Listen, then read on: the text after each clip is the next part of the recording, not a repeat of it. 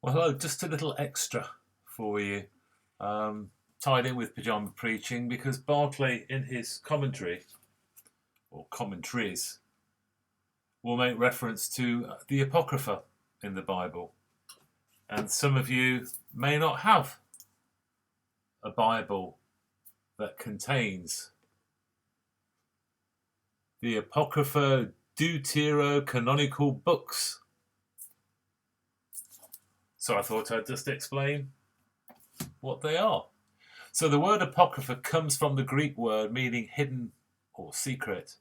Originally, the term was reserved for books with content considered to be too sacred, too grand to make it accessible to the general public.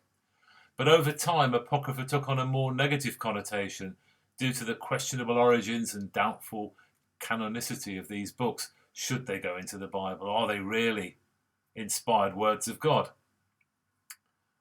So, as we say,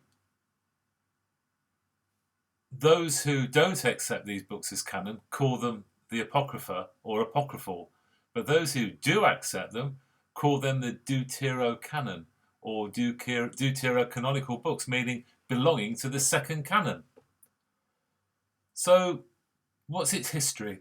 Well, the Apocrypha is in the Septuagint, and in the 3rd century BC, Jewish scholars translated the Hebrew Bible, that's the Old Testament, to us into Greek, resulting in the Septuagint. And several books were included in the Septuagint that were not considered divinely inspired by Jews, but were included in the Jewish Talmud, which is a supplement, a source, or an interpretation of the Hebrew Bible. That version incorporated a number of works that later non-Hellenistic Jewish scholarship at the Council of Jamnia in AD 90 identified as being outside the authentic Hebrew canon.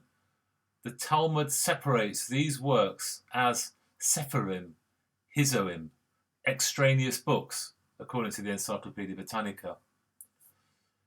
In the late 4th century AD, St. Jerome was tasked with translating the Greek Septuagint into Latin that then became the Vulgate in 405.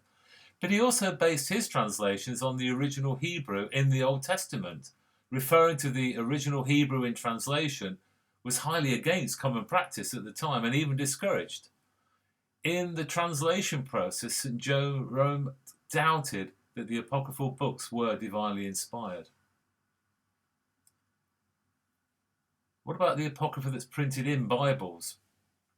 And as I say, in lots of the New Revised Standard Versions, you will find books. And the reason for saying this is because Barclay speaks about the Esdras in the observations on chapter 13 of Mark. So, despite doubts, the Council of Rome in 382 affirmed the apocryphal books as canonical. And in response to the Reformation and Martin Luther's views on the Apocrypha, the Council of Trent in 1546 further affirmed nearly all of the Latin Vulgate as canonical, including most of the apocryphal books. Martin Luther's 1534 Bible was the first to separate the Apocrypha as an intertestamental section, with a note explaining that they were not divinely inspired. The Geneva Bible that followed the example in 1599, and in 1611 the King James Version also printed the Apocrypha, but it was removed in 1885. It was removed because some of the apocryphal books endorsed a doctrine incompatible with the message of the Bible.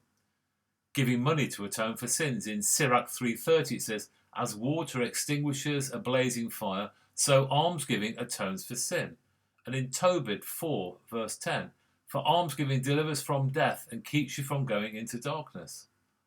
Praying for the dead and giving money to atone for their sins in 2 Maccabees 12:43-45. He also took up a collection, man by man, to a amount of 2,000 drachmas of silver and sent it to Jerusalem to provide for a sin offering.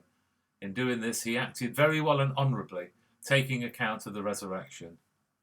There was also praying to saints in heaven and asking them for prayer. So these key issues that Martin Luther, John Calvin and other reformers challenged during that Protestant Reformation. So apocryphal books were not recognised as the word of God by their writers. Christ nor the apostles. So during the years of growth that the Greek culture enjoyed in Palestine, many of the books were written by the Jews. These books were never considered as scriptures by Christ, nor the apostles, but the early church saw lessons that were profitable in some of these books. And I could just reach around and reach one of my other books on the bookshelf, which is the Gnostic Gospels.